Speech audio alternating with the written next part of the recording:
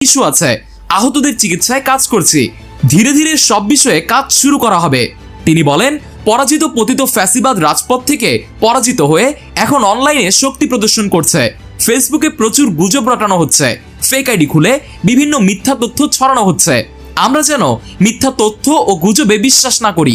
ভারতের মিডিয়ায় বাংলাদেশের ইস্যুতে অপপ্রচার নিয়ে নাহিদ বলেন, ভারত চায় যে বাংলাদেশে উগ্রবাদ চলছে সেটা দেখাতে।